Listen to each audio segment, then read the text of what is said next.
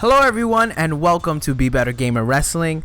I am Be Better Gamer. This is your place for Let's Plays of WWF No Mercy, WCW NW Revenge, and like today's episode of Virtual Pro Wrestling 2, my favorite of the Aki developed N64 wrestling games. Today it's all about the junior heavyweights. The best of the Super Junior Heavyweight Tournament is happening right now as I record this over in Japan.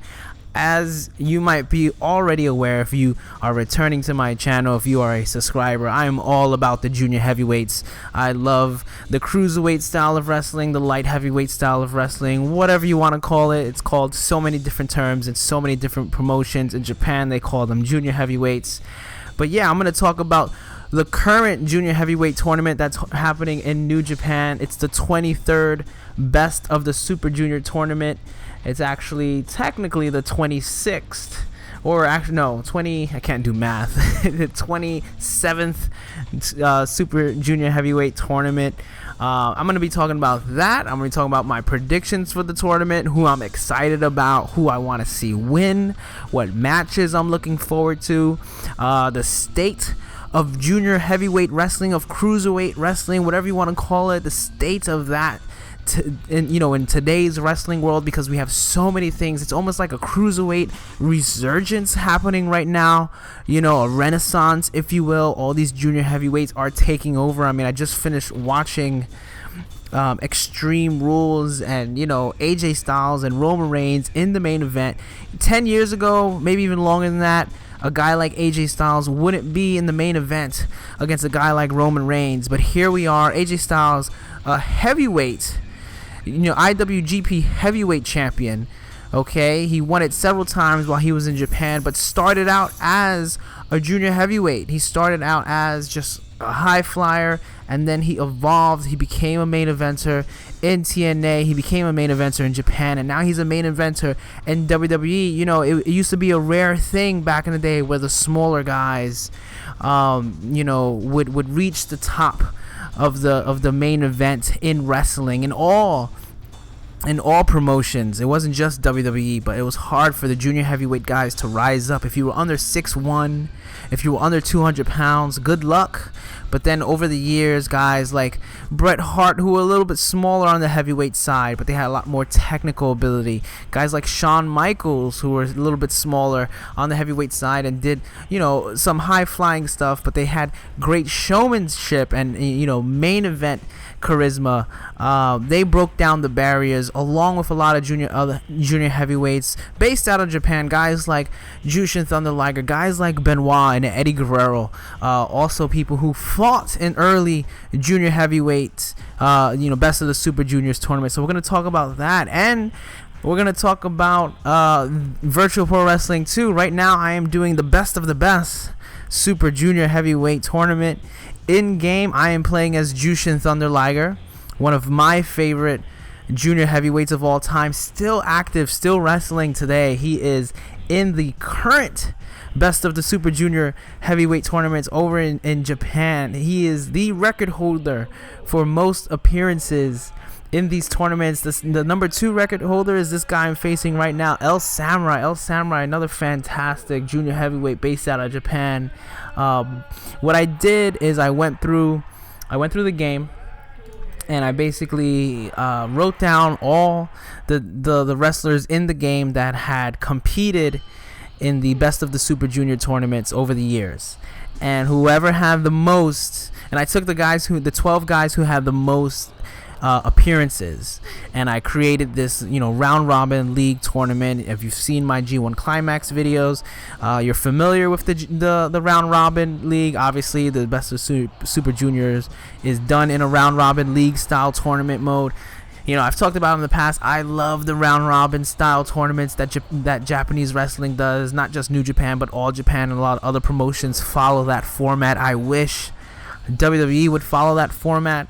The King of the Ring would mean a lot more if it was done over a 3-week period, in my opinion. But I also wish if they just put it in the modern WWE wrestling games. Like, how sweet would it be if you could do a round robin, tournament, if you could do a league-based tournament. I think that'd be so cool.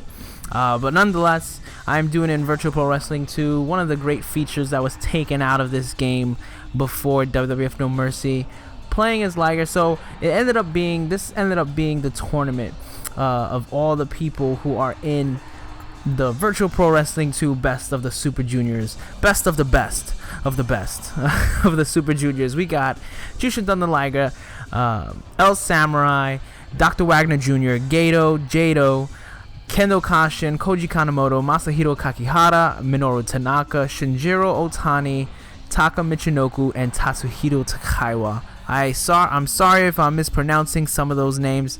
Grand Naniwa, Great Sasuke, Super Delphin, and Ultimo Dragon, one of my personal favorites, have also competed in the Best of the Super Junior tournaments over the years. They unfortunately did not qualify for this tournament. Can you believe that Great Suzuki only competed in the 2011 Best of the Super Junior Heavyweight tournaments? Isn't that amazing? He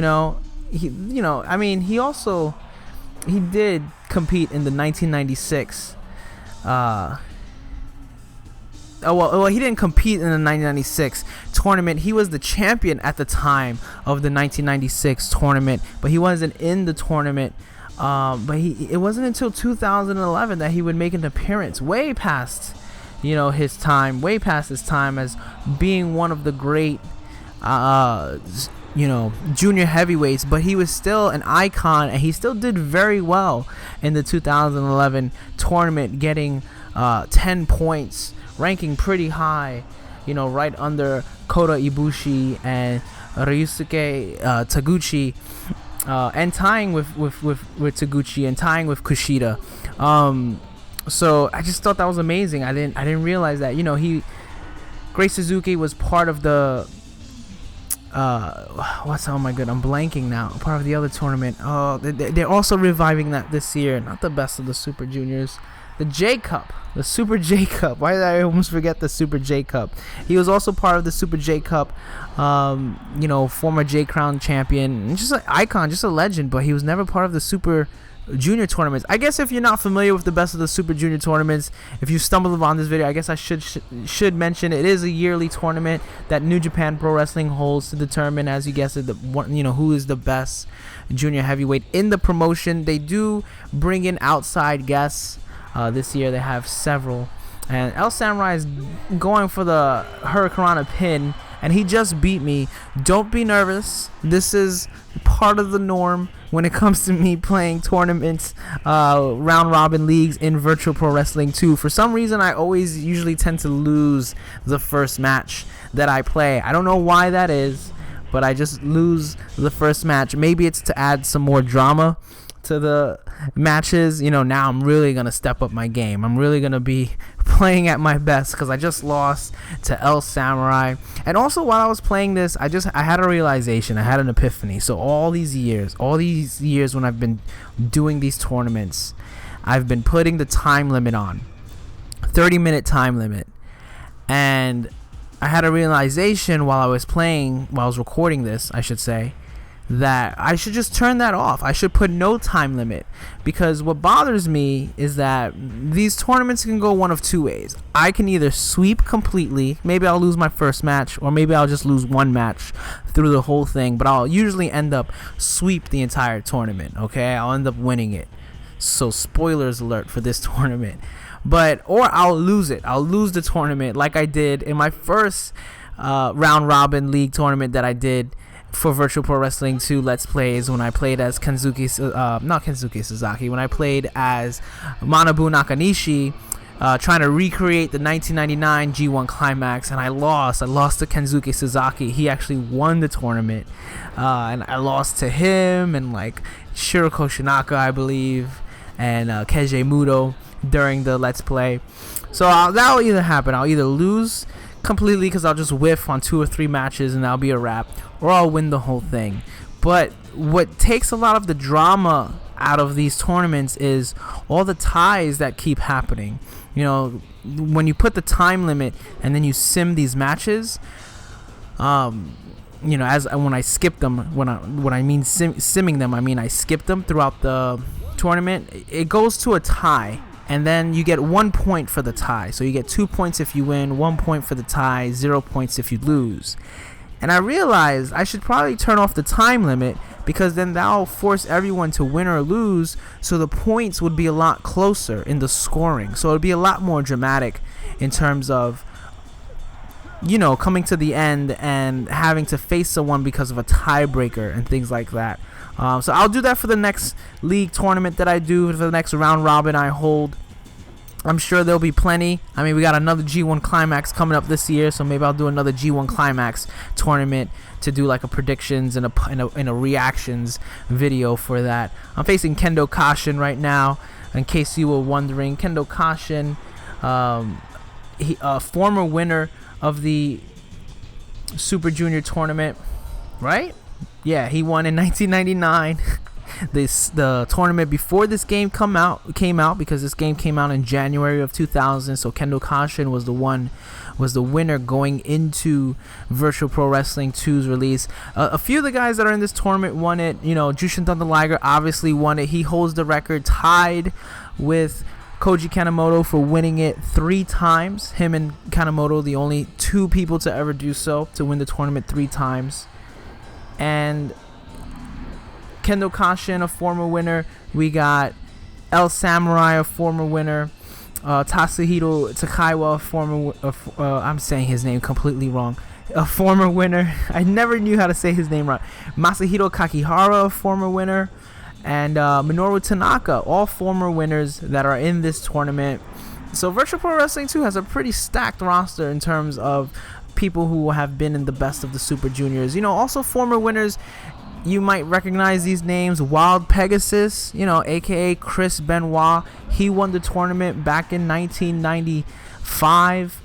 Black Tiger 2, that was Eddie Guerrero wrestling under the Black Tiger gimmick. The Black Tiger gimmick, if you didn't know, was like the antithesis to the Tiger Mask gimmick. He was the antagonist, you know, because Tiger Mask was born out of like a comic book creation, out of like an anime. So they had to create a villain for him, and that villain was Black Tiger. And Black Tiger was almost always usually portrayed, I guess I should say. I don't know what's the correct word for it, but it was always a Gaijin that wrestled as Black Tiger. So it was always an outsider, you know, non-Japanese wrestler. And Eddie Guerrero was the second incarnation. Rocky Romero, who's in this year's Super Junior tournament, actually did something really cool. He came out for his first match wearing his old Black Tiger mask, because he wrestled as the Black Tiger also quite a few years ago. So, you know, Eddie Guerrero won the tournament back in the day. Tiger Mask 4, who's in this year's tournament, also won the tournament. Milano Collection AT, you might not be aware if you're watching New Japan World and maybe you're new to New Japan, but Milano Collection AT is one of the primary announcers for New Japan Pro Wrestling. He's also a former winner of the Best of the Super Junior tournaments. He was a very popular wrestler before he was forced to retire early due to injury. Prince Devitt, aka Finn Balor, former NXT champion. He won the tournament back in 2010. Kota Ibushi, 2011 winner, one of my personal favorites, showed up at the last NXT TakeOver event. He was in the audience along with Bobby Roode and a bunch of other people, but they showed Kota Ibushi in the audience, which tells me that we might see Ibushi show up later on in the WCW. I always want to say WCW, in the WWE Cruiserweight Classic. And who else? Ricochet, aka Prince Puma. He's also in this year's tournament. He won it in 2014. So those are just some of the guys, you know, non-Japanese wrestlers, or well, Ibushi's Japanese, but those are the guys who have branched out of, you know, New Japan Pro Wrestling, that have made a mark elsewhere that you might be familiar with if you don't follow New Japan Pro Wrestling. This tournament has a lot of prestige and weight towards it, because it is the counterpart to the G1 Climax. For the junior heavyweights, the G1 Climax, obviously, if you win the G1 Climax, you get a chance to wrestle for the IWGP Heavyweight Championship at Wrestle Kingdom. Basically, it's like winning the Royal Rumble and facing for the title at WrestleMania. This is the same thing. If you win the Best of the Super Junior tournaments, you get a shot at the next big, New Japan event, which is sort of like their SummerSlam, Dominion. You get to face it for the IWGP Junior Heavyweight title. And just like the G1 Climax, the Junior Heavyweight Champion can participate. Kushida, who is the current Junior Heavyweight Champion, he is in the tournament this year, defending his championship alongside all the other would-be contenders. So he doesn't actually, if he loses, he doesn't lose his championship mid-tournament. It helps elevate some people in the tournament who are able to pull a victory out over the champion. Usually when a champion loses in the tournament, champions always usually place really high, obviously, because they're the champion, not just in the Junior Heavyweight tournament but in the G1 Climax as well. But if they lose a match or two, they're usually either losing it to the eventual winners of the tournaments, or they're losing it to guys who are going to be set up for a championship run down the line. So for instance, in the G1 Climax last year, Goto, he was able to beat Okada during the G1 Climax. So that, elevated him because he was able to take a victory off of Okada, and down the line he did challenge Okada for the championship after Wrestle Kingdom, unsuccessfully. But it does usually mean that they're next in line if they beat the champion in the tournament. And very smart booking. I mean, these tournaments, they're great to watch because it really helps to establish why wins and losses are so important in wrestling. I talk about this all the time. Friends of mine who watch wrestling, and it gets thrown around a lot these days about how wins and losses don't matter. And I disagree. I think wins and losses do matter. I understand what they're trying to say. They're trying to say that wins and losses don't matter in the sense that if we have a guy who's very popular, who's very charismatic, who's going to be a great star for our company, at the end of the day, wins and losses don't matter for him because he's going to get over. He's going to become popular. He's going to become a success. And I get that. I get what they're trying to say. But not every guy starts out as a star, and sometimes they need those wins. They need those winning streaks to help them build up a reputation so that they can reach that level. I think they take for granted the fact that if fans don't see certain wrestlers win, they're not going to get behind them. And fans are much smarter than I think they give them credit for. When you're trying to build up a guy, when you're trying to build a guy saying, oh, he's a monster, he destroys everyone in his path, and then he loses every big match he's in, that doesn't help him be viewed as a monster. People give up on him, and then you're sitting back and wondering, like, oh, I wonder why people are into this guy. It's like, well, because you keep having him lose all the time. Or if you keep starting and stopping a guy, if you give a guy a few wins and people start to get behind him, and then all of a sudden he starts losing all these big matches, it takes the air out of that momentum. And that's because of the wins and losses. You have to find a balance between the story you want to tell and the matches, the outcomes of the matches, because wins and losses do matter. And that's why these tournaments are great, because they vary, unless someone goes down in injury, then they probably have to call an audible on some matches, but they very carefully plan out who's going to win and lose every match. They very carefully plan out how the points are going to line up. You can't just day by day go, all right, who's going to win tonight? Okay, maybe Kushida, you should win tonight because you lost last night, so you'll win tonight. Because they have to have everything all planned out. The numbers have to all make sense. The points have to all add up correctly. You can't have just one guy, win and lose and come and go depending on how you're feeling, depending on like if it's a full moon or a quarter moon out. Like, you have to really plan it, and it all has to tie into each other.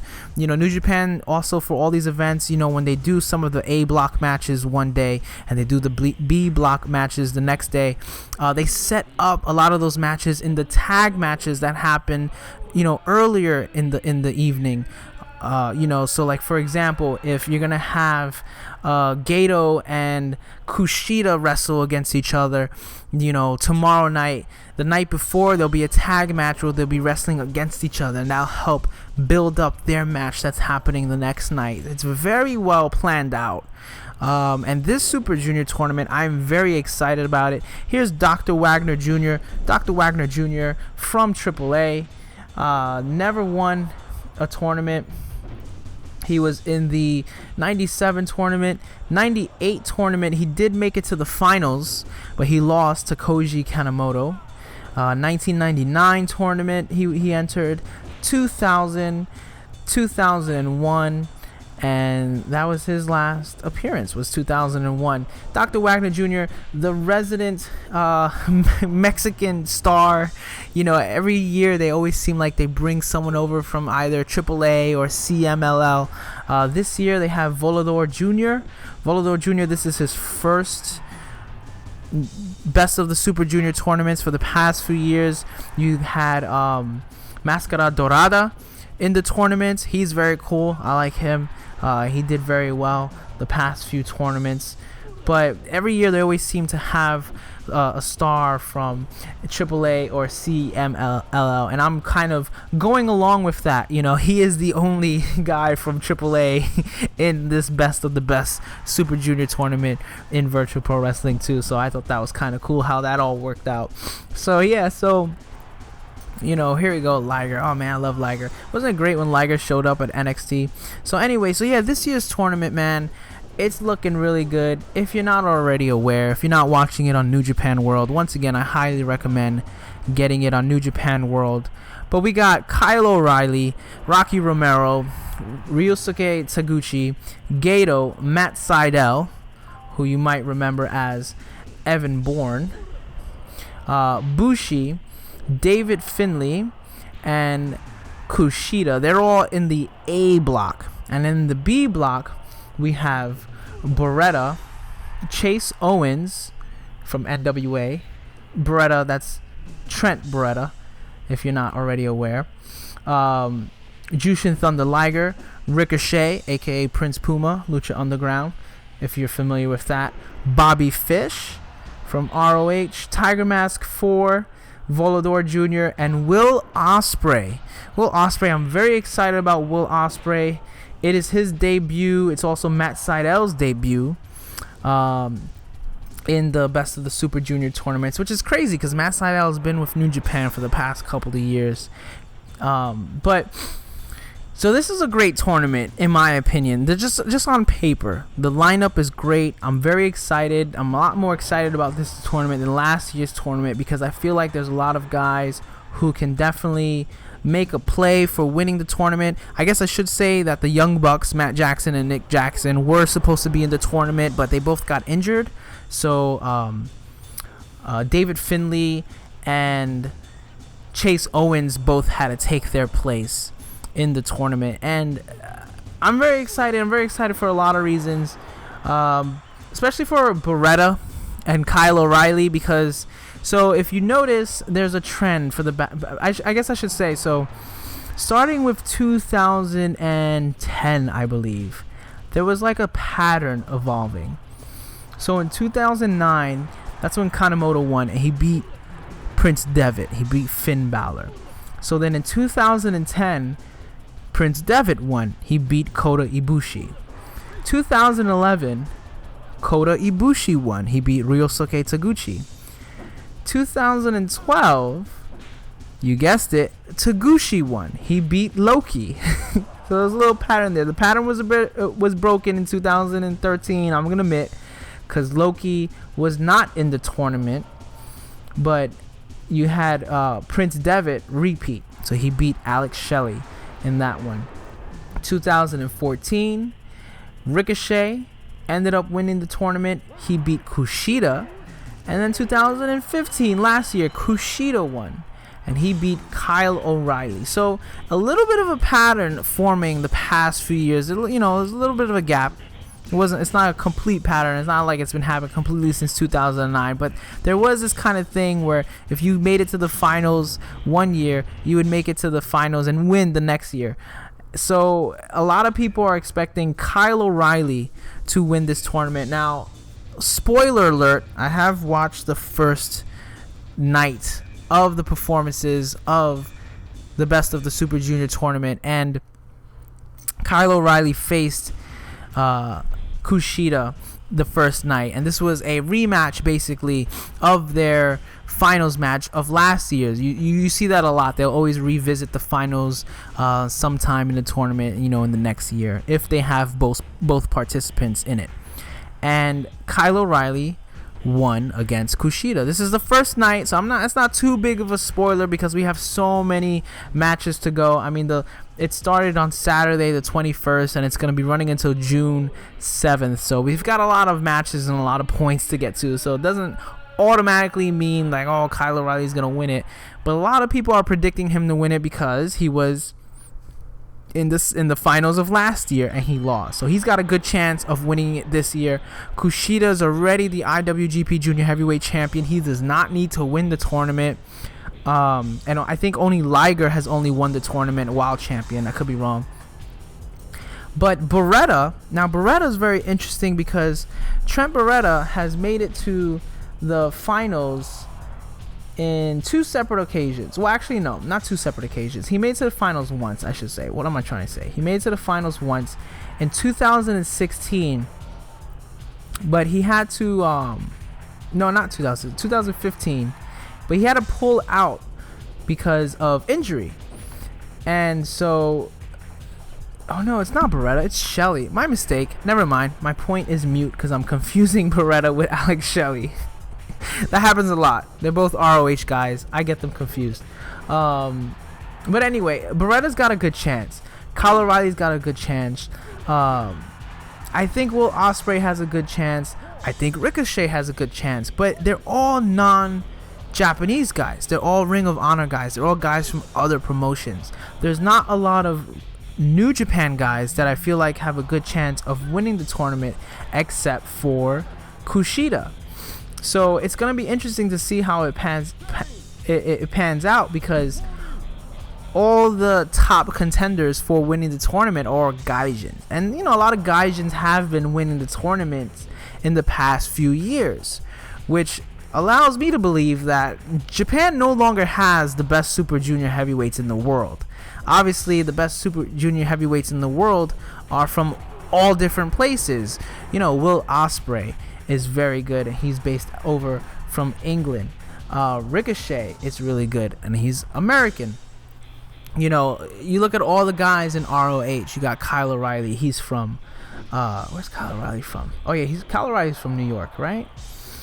No, he's Canadian. I'm mistaken. He's not from New York. I thought he was from New York. Oh well. No, that's his partner's from New York. Bobby Fish is from New York. So you got guys from all over the world. Liger, Tiger Mask, they're institutions. Again, Liger's one of my favorite wrestlers. Not to knock Liger, but he's not winning the tournament. This is his time to help establish the younger guys. Put on, he just had a great match with Kushida a couple of months ago. So it's Bushi maybe, but Bushi, he lost his first match to Gato. That was very weird. Maybe he's not there yet. Bushi's like the only real heel in the tournament. There's no one really else who's heel in the tournament. It's all just a bunch of baby faces. Chase Owens is a heel, I guess, but I'm not crazy about Chase Owens. That's just my opinion. But, maybe he'll do well. I don't know. He's a sub. He's subbing in for Nick Jackson and Matt Jackson were going to be the real heels in the tournament. The Bullet Club, the Young Bucks, they were going to be the real heels in the tournament. And it doesn't look like, there's going to be too much of a focus on who's good or bad in this tournament this year because the Young Bucks are out. So that throws a lot of that dynamic off. But there's not a lot of Japanese wrestlers. Gato's not going to win. Taguchi's not going to win. I think Taguchi's going to do well because he's Taguchi. He's a funky weapon. But I don't think he's going to get too far. And that's it. Yeah, you got Bushi, Gato, Taguchi, Liger, Tiger Mask, and that's it. Those are the only Japanese wrestlers, that are in this tournament. And that's crazy to me. And and we got the Cruiserweight Classic happening in WWE, and they're saying they're going all over the world to choose who's going to be in the tournament. I have a feeling we're not going to see a lot of Japanese wrestlers in there, obviously, because a lot of them are tied up in New Japan, but they are getting some guys from Dragon Gate and things like that. But Liger's not going to be in that. It'd be awesome if he was, because he wasn't. He did show up in NXT, or maybe they will send some of their guys from New Japan to WWE. It seems like they're starting to form a relationship, even though New Japan and Ring of Honor have a very close relationship. It seems like WWE is trying to feed off of that. They're trying to get some guys from Ring of Honor and New Japan into the tournament. It's very exciting stuff. But then you also have the Super J Cup being brought back. So now, what's the difference between the Super J Cup and the Best of the Super Juniors tournament? So the Super J Cup was established by Liger. It was the first tournament was in 1994, and it was a way for them to do a junior heavyweight tournament, but not just exclusive to New Japan wrestlers. They wanted to make it more of an international tournament. They wanted to make it more about different promotions coming together and putting on this tournament. Half the roster was New Japan guys, but the other half were people who weren't from New Japan. The first tournament included, you had Black Tiger, Wild Pegasus, Guerrero and Benoit. You had Taka Michinoku, Gato, Dean Malenko, Shinjiro Otani, Super Delphin, Ricky Fuji, Negro Casas, Hayabusa, Jushin Thunder Liger, Masayoshi Motegi, El Samurai, and Great Suzuki. So, really great. I mean, the 1994 Super J Cup goes down as one of the greatest tournaments of all time. One of the greatest events of all time. They even had an exhibition match with Rey Mysterio Jr. and Psychosis that almost stole the show. If it was not for the finals itself between Benoit and Suzuki, Benoit would win the tournament. So that's being revived this year, and that's going to be interesting because I see the Super J Cup as sort of the answer to WWE's Cruiserweight Classic. Now, are we going to get crossovers? Are we going to get people who are appearing in all these tournaments, who are appearing in two of the tournaments out of 2 out of 3?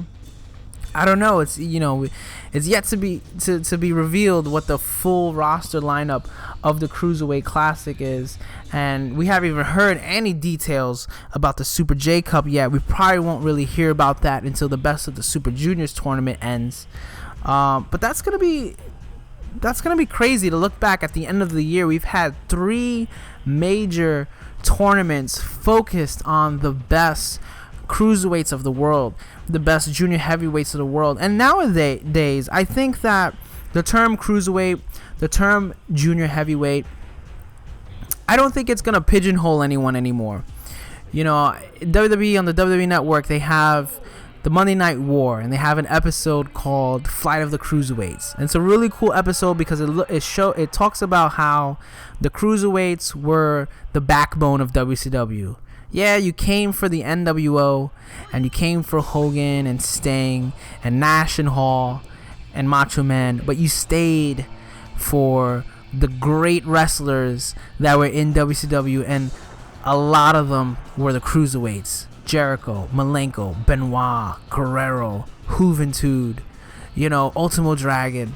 They had such a great roster of cruiserweights, guys from Japan, guys from Mexico, guys from Canada, from the States. It really was an international scene in the cruiserweight division alone, and the cruiserweight division seemed like its own separate entity because you didn't really have a lot of the cruiserweights mix it up with the heavyweights. Part of the reason is because the powers that be in WCW didn't really believe any of the cruiserweights could be anything more than that, just these smaller guys who do all these high-flying spots, and they wow the crowd with their diving outside and their backflips and front flips and all this stuff. But what they weren't really noticing and that the fans were noticing, what the fans loved about them, is that these cruiserweights, because they were smaller, they were able to blend so many different styles, and everyone had their own different combination. Obviously, Dean Malenko, he was a cruiserweight, but you didn't see him doing moonsaults or diving outside, doing corkscrew diving attacks to the outside. He was submission based. He was very technical, and he was powerbombing everyone in the cruiserweight division. But he was a technician. He was a man of 1,000 holds. Eddie Guerrero, yeah, he could do the frog splash. He could do Hurricanrana and all these high flying moves, but again, he had that lucha style mixed with the American style of wrestling. Rey Mysterio, the pure lucha high flyer. Ultimo Dragon, he blended the Japanese style of wrestling, which had a lot of mixed martial arts in it, along with the lucha style of wrestling as well, and he had a sprinkle of the American showmanship too. And Kidman was that pure American bred based high flyer. They all had their different styles, and they could all do a multitude of different things, and it's a shame that they were held back because of their size.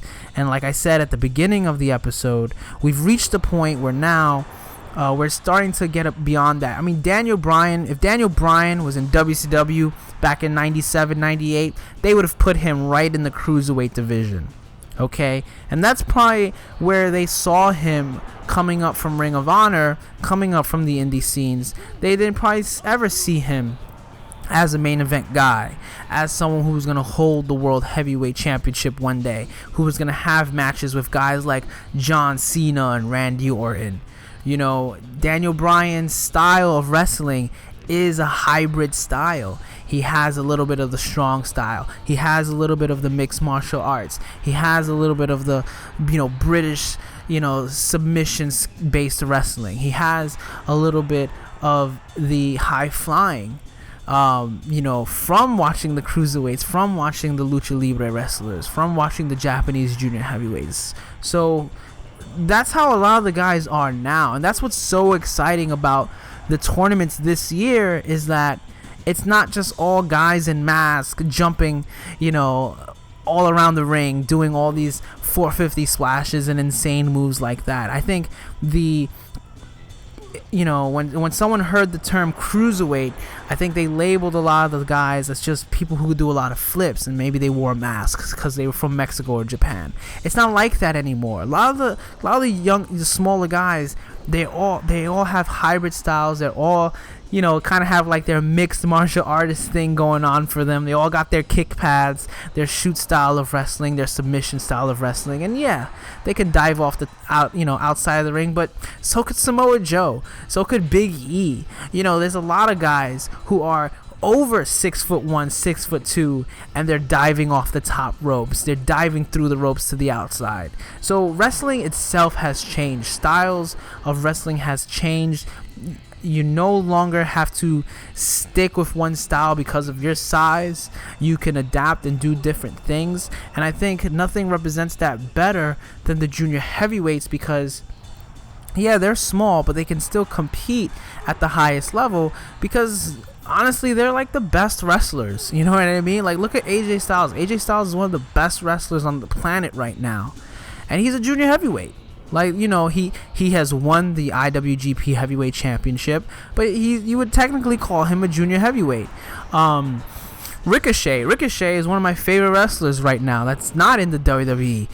I think he's one of the best wrestlers in the planet, and he could very easily walk into the WWE one day and challenge for the World Heavyweight Championship, because he's that dynamic of a wrestler. Look at Chris Jericho. I mean, Chris Jericho is probably one of the defining moments, of wrestling, is Chris Jericho himself, because of what he has been able to accomplish his whole career, starting out wrestling in Mexico, wrestling in Japan as a junior heavyweight, coming to the WCW Cruiserweight division, leaving WCW because they kept holding him back, and going to the WWE, winning the Intercontinental Championship, winning the World Heavyweight Championship, becoming the first undisputed World Heavyweight Champion, the first ever undisputed. Like, think about that.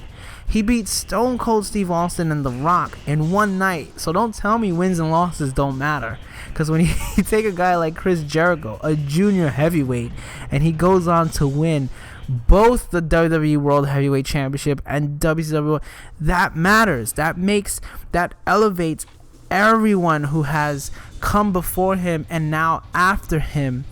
You put them all on the same level as Jericho, and that allowed guys like Daniel Bryan, even guys like CM Punk, to come up, and because they're not the 6'5" guys, they're not as big as The Rock, as big as Austin, as big as Taker, but their styles have allowed them to transcend the limits of their height, the limits of their stature. And the fact that we're going to get 3 different tournaments this year from so many different talents all over the world, it really shows how good of a place we are in wrestling right now. I think people underestimate how good we have it right now in wrestling, because there's so much talent in the world. A few years back, a lot of people were worried, especially when WWE bought out WCW. It was the end of the indies, it was the end of competition. People were saying, the territories are gonna die, there's gonna be no good wrestlers coming out. And for a while it kind of looked like that. It kind of looked like if you weren't in WWE and you weren't Japanese, you were nobody. There was no other places to go. TNA had, the few indie guys that WWE didn't want for whatever reason, and they had all the, former WWE wrestlers that WWE didn't want for whatever reason. So it looked kind of bleak for a period, but now, out of nowhere, the past few years, we've seen a lot of great wrestlers come up, again, from all over the world, from the UK, from Mexico, from Japan, from the States, from Canada, from places like Australia and South America, New Zealand. Like, we're getting all this new great talent. I don't know where they're coming from, but I'm so excited about it, because it almost seems like all these promotions are like, yeah, we got so much talent, we need to start trading back and forth, working with each other, because we don't know what to do with all this talent, and we need to put them out there.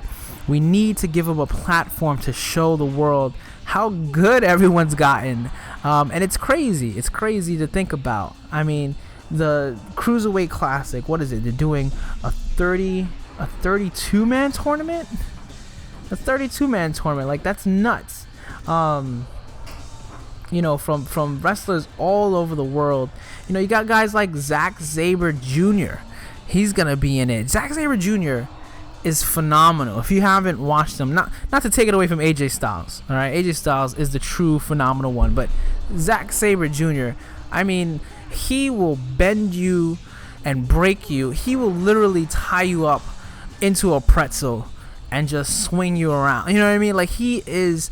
Again, when you think of the term cruiserweight these days, you're going to have to get rid of the notion that it's just a bunch of guys in masks and they're doing flips and, and somersaults. Zack Sabre Jr., he is a submission-based wrestler. He is amazing to watch. The moves he can do, the submission holds he can put you in is freaky. It's painful to watch. Like, I panic every time I see him tie people up, because it's like, oh man, he's really hurting the guy. You got guys from indie scenes that you probably never even heard of if you don't follow the indie scenes, but guys like TJ Perkins and Drew Gulak and Lince Dorado. Noam Dar, is going to be competing in the Cruiserweight Classic. Johnny Gargano, Johnny Wrestling, who has been in NXT. I believe Tommaso Ciampa is probably going to be in it. You got to believe they're going to put Kalisto in it. They'll probably put Sin Cara in it. There's a lot of guys in the WWE roster they could put. Rich Swann, who's in NXT, he's going to be in it. Ho Ho Lun, Akira Tozawa from Dragon Gate is going to be in it.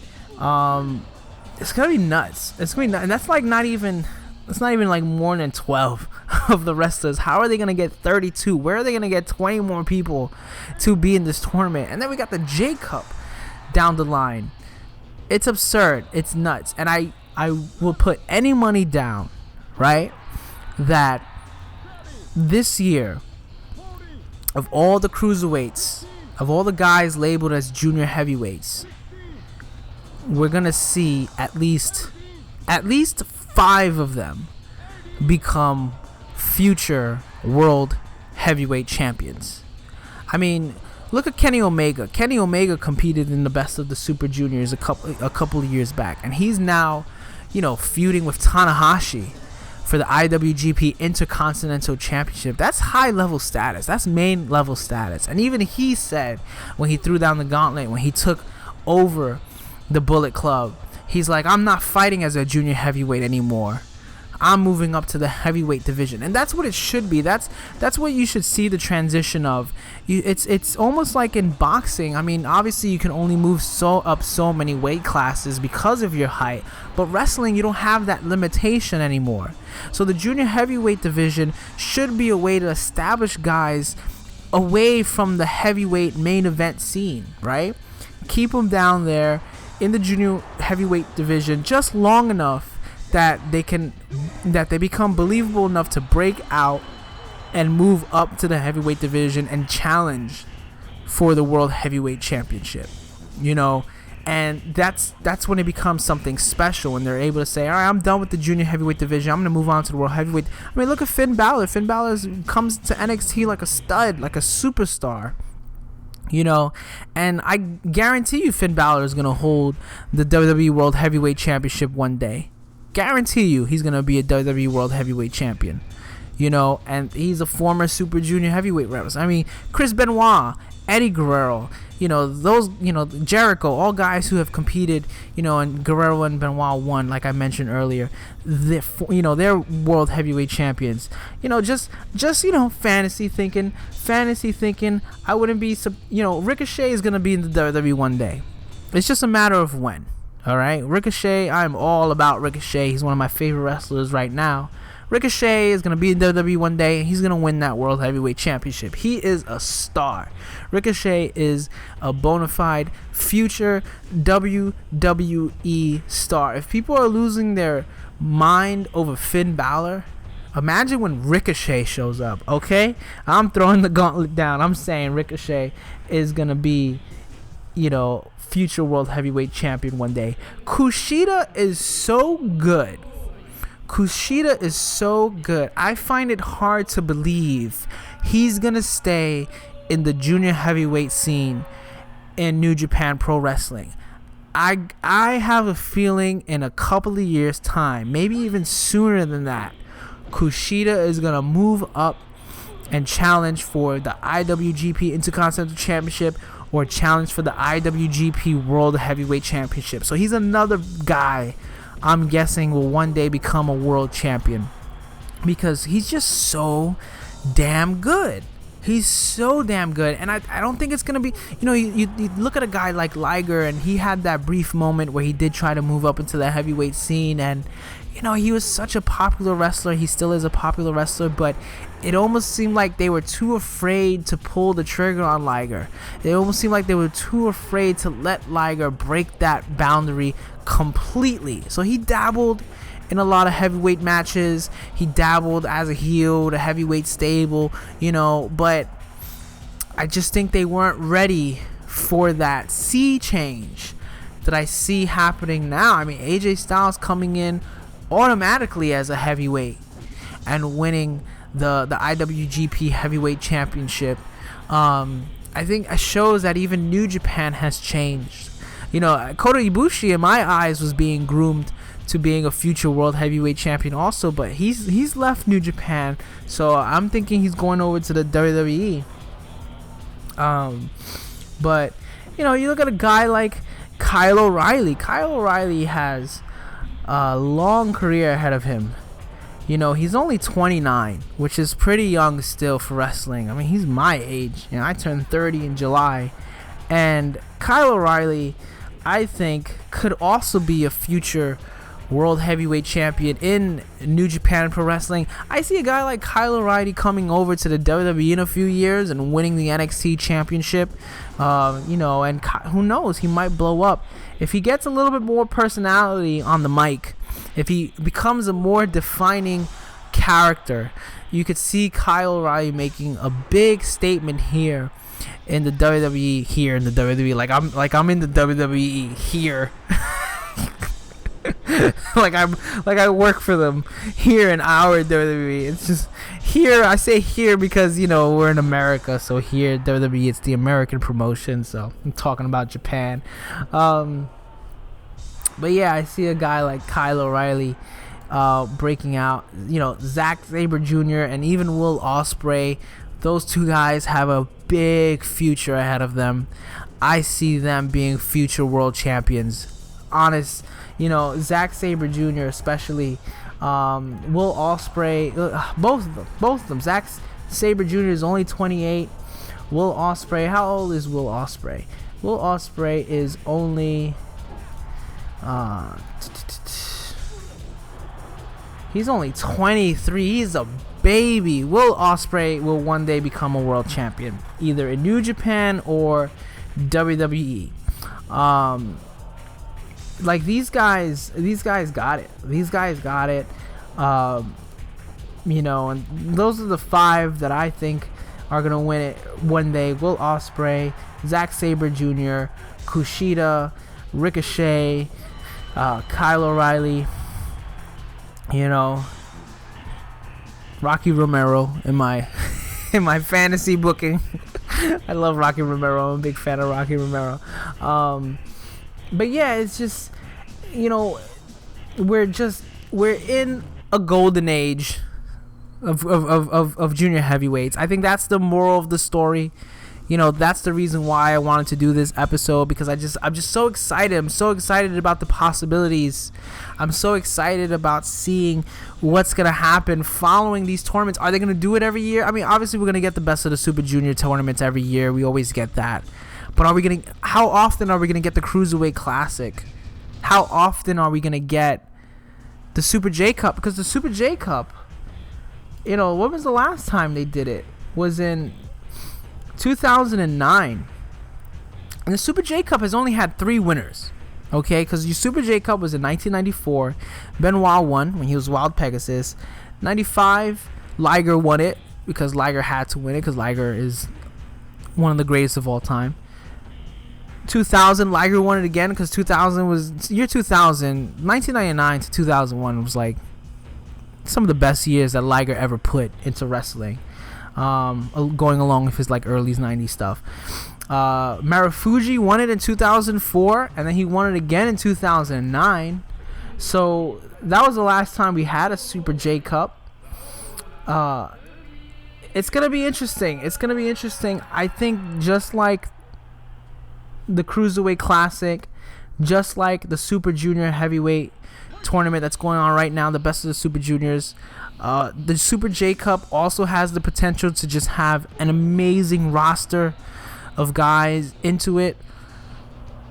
It's beautiful to see, man. It's beautiful to see, because I feel like what got me really into wrestling,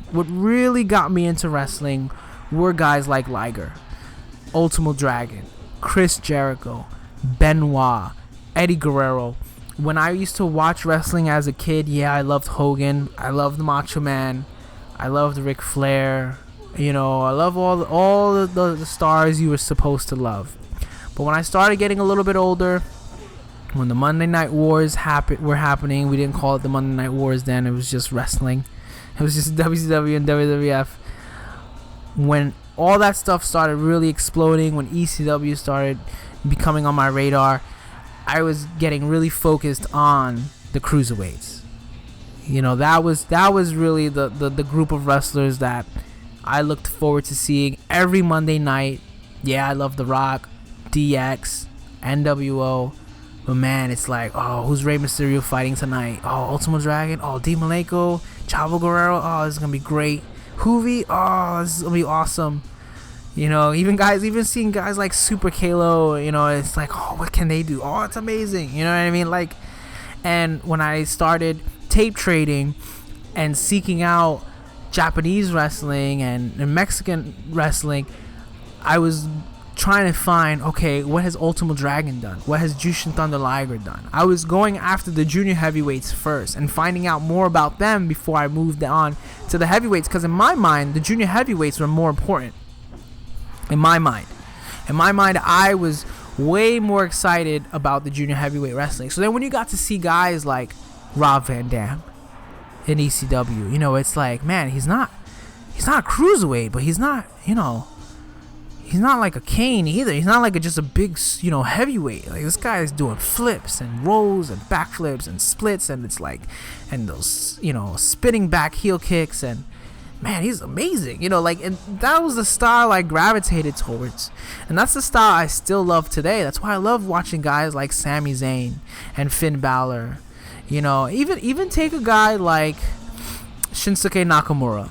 I love Shinsuke Nakamura, and a lot of it has to do with the Japanese style. I'm biased towards the Japanese style anyway, but take a guy like Shinsuke Nakamura. He's not a big muscle guy. He's not as, you know, he's not like Brock Lesnar. He walks in the room and you're like, oh wow, look how big he is. You know what I mean? But Nakamura, when you see him wrestle, you become a believer. You're like, oh, this guy, oh, no one could beat him. He's amazing. It's because of those strikes, those kicks, that MMA style of wrestling that, again, that a lot of junior heavyweights, I feel, help, you know, I feel like they help made it acceptable in wrestling. Yeah, you know, you can also give credit to Antonio Inoki, MMA, strong style. I get it, the whole strong style stuff. But if we're talking about international, you know, I feel like all the cruiserweight guys, all the junior heavyweight guys took all that and used it to their own, and now it's bled into pretty much everything, and everyone does it.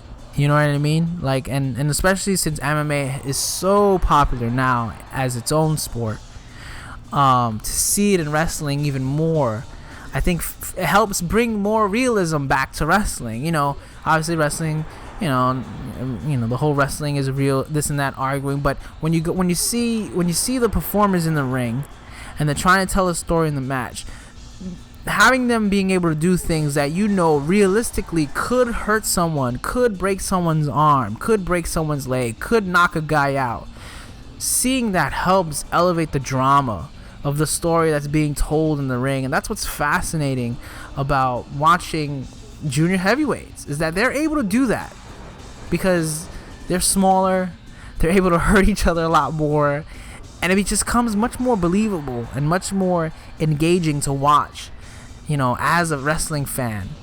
You know, it's just amazing that we finally reached that point, or at least we're getting there. I mean, I wouldn't say we're completely 100% there, but we finally reached that point where you no longer second guess when a smaller guy is challenging for a title.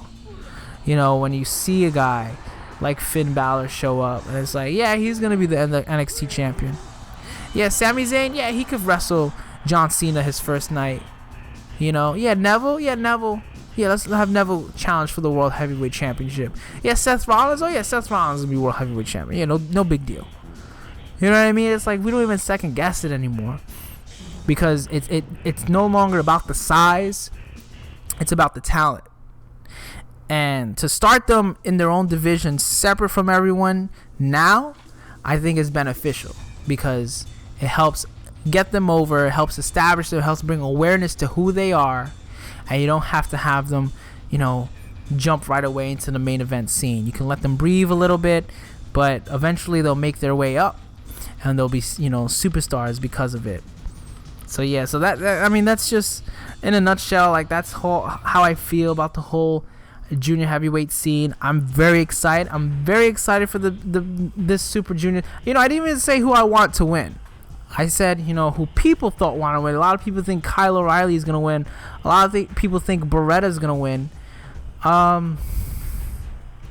You know, my heart wants Ricochet to win again. I don't know if they'll make him repeat. I don't know if Will Ospreay will win in his first time out. Again, I've only watched the first day. You know, so far they've had 2 days of matches, or 3 days of matches, I should say. This is a tough one. Like, I mean, I don't want to be lame and just go along with everyone else to say, yeah, Kyle O'Reilly's probably gonna win it, and then for him to be Kushida, yeah, that'd be cool. But like, I don't know. It's either gonna be O'Reilly, Beretta, or Ricochet. I don't know, man. This is a tough one. I would like to see Ricochet win again, because I would like to see Ricochet have a lengthy IWGP Junior Heavyweight run. And especially since they have a lot more Gaijins nowadays in New Japan, I kind of feel like they need to go with a Gaijin champion. So Kyle O'Reilly, Ricochet, or Beretta winning it. I think Beretta's probably the least likely to win it of the three. Kyle O'Reilly, again, he's got to have... The thing that I feel like that's missing from Kyle O'Reilly in New Japan, is I don't really have a sense of who his character is in New Japan. You know what I mean? Michael Elgin, I think, is doing so well in New Japan because Michael Elgin is the second coming of like Dr. Death Steve Williams. You know what I mean? He is the second coming of Dr. Death and the Gaijins from the 80s who would come in, to All Japan, to New Japan, and just run shop and just be this great big powerhouses. And Michael Elgin wants to be that. He wants to be that guy in Japan. A throwback to the older 80s, early 90s Gaijin wrestlers that used to come in, guys like Dr. Death and Bruiser Brody and Stan Hansen and all those older guys, you know what I mean? Like, so I think that's why they love him in New Japan. He's got a great chemistry with Tanahashi. They got a great thing going, and I think that helps define who his character is, and the Japanese audience. And even, non-Japanese audience, we can relate to that. He's living out his dream. This is what he's worked towards. He's worked towards to be that guy. Kyle O'Reilly, I don't, in New Japan Pro Wrestling, Ring of Honor is a completely different story. I get who he is, him and Bobby Fish, Red Dragon, I get it. But in Japan, it's like, what is he trying to achieve? What does he want to be there? You know what I mean? Why does he want to be there? Does he just want to be Kushida and just show that he's, Kushida's the best and he was able to beat him and now he's the best? Like, I feel like it's got to be deeper than that, so that I can get behind Kyle O'Reilly. Ricochet, on the other hand, Ricochet is an anomaly. Ricochet is a unique, once-in-a-lifetime, human being. And I wish they would embrace that more. I mean, in Lucha Underground, the stuff he's doing in Lucha Underground is perfect for someone of his talent. Obviously, a whole different world, whole different story, but it helps that they have such a clear, definitive character made for him in Lucha Underground, because his talent is deserving of that. And I wish New Japan embraced that as well for Ricochet. I wish they embraced that he is special. I really do believe Ricochet is special. I'm not just saying it because he's one of my favorites and I just happen to obsess over him, this way because he is so good. I really do think he is special, like Liger, like Benoit was, like Guerrero was, like Rey Mysterio Jr. was. I really do think he's special, and I wish New Japan would play into that mystique more of who he is. Like, why is he so good? You know what I mean? Like, let's try to figure that out. Like, how is he capable to do the things he does and perform at the level he performs at? And let's challenge him. Let's put him into position to consistently overcome obstacles that no one else in the roster can overcome, but only Ricochet. You know what I mean? Like, let's challenge him to defy the odds continuously, to push him to his physical limits, where you sit back and you look, it's like, man, this guy is unstoppable. This guy can literally do anything at any moment he chooses. you know. And I think even Ricochet, he's starting to evolve as a wrestler. He's starting to change his style a little bit more, make it a little bit more dynamic, make it a little bit more strong style, make it a little bit more grapple based. I think that's going to help him in the long run, especially if he's looking at long term, you know, of him finally transitioning to the WWE. Because I think you look at a guy like AJ Styles, that's what AJ Styles has been able to do. AJ Styles has been able to adapt.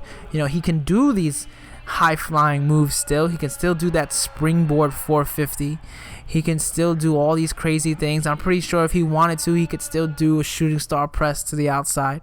But he chooses when to do those moves. You know, he doesn't have to have all his moves be these flashy jumping. I mean, his finisher now in the WWE, along with the Styles Clash, is a jumping, you know, forearm smash, pretty much, you know, jumping elbow. And the fact that he's been able to bring himself to that level where he's like on the equivalent of a guy like Roman Reigns. Roman Reigns has a jumping punch.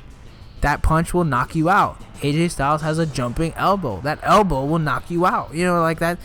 One guy's way taller than the other guy and way stronger. You know, like it's crazy though that he's been able to adapt his style over the years to make that believable. You know, you look even a guy like Austin Aries. Austin Aries, it's gonna be interesting to see if they put Austin Aries in the Cruiserweight Classic, because I think they're setting up Austin Aries to make a run at the NXT title, which I'm looking forward to, because if that means we're gonna get Austin Aries, Samoa Joe all over again. You know, Austin Aries was the one who ended Samoa Joe's long streak in Ring of Honor as champion. That great series of matches between them and in Ring of Honor back in the day. If they are grooming Austin Aries to go up with guys like Samoa Joe and Shinsuke Nakamura, you know, you're looking at another guy who, much like Jericho, much like Benoit, much like AJ Styles, has adapted from being the smaller guy, but he wrestles a style that's so believable that he can take on anybody. And I think that's what a lot of these junior heavyweights in Japan have to start doing. They have to start figuring out how to transition to be that guy. You know, Kyle O'Reilly and Ricochet especially. I think those are the two guys that have to start transitioning to becoming those guys that when they, you know, they become the next Daniel Bryans and Rollins and Sami Zayns, you know, they're able to branch out and go up against the Cenas and the Roman Reigns, you know, and the Triple H's, because Triple H is probably still going to be wrestling 5 years from now. So yeah, that's it. I hope you enjoyed this long, you know, discussion that I've, you know, I'm pretty much having with myself, but I'm having it with you about the super, you know, best of the Super Juniors tournament that's going on right now in Japan, about the upcoming Cruiserweight Classic, about the upcoming Super J Cup. I'm very excited about, I'm trying to figure out, I had a little glitch here, I don't know if you noticed, I have to exit out and then go back into the tournament because I've never seen it before. It wouldn't let me skip down and play the last match. I wanted to play the last match against Taka Michinoku, but it wouldn't let me. You know, if I skip it, it just creates this weird glitch where I couldn't, you know, play the last match. I've never seen this before. It's crazy, but see, I ended up winning. I think the points would have been a lot closer if I did take off time limit. You know, look at me, I got 18 points. No one's anywhere near me. I won all my matches after losing it against El Samurai. So next time, I'm going to make sure I take off time limit. Fortunately, I can't face Taka Michinoku because this glitch just won't let me. So I'm just going to go ahead and press yes. Kendo Kashin came in second with 15 points. Probably would have been a lot closer if I took off tie, because he had a tie right there against someone. I think Dr. Wagner Jr. he tied against. But there you go. There's your winner, Jushin Thunder Liger. I hope you enjoy this. We are in the golden age of cruiserweight wrestlers, of junior heavyweights. I hope you like this video. As always, like, comment, subscribe. I am almost at 500 subscribers. I love you all. Keep doing what you're doing. Thanks for watching. And as always, keep watching wrestling and watch all the wrestling. Thank you. Have a good day.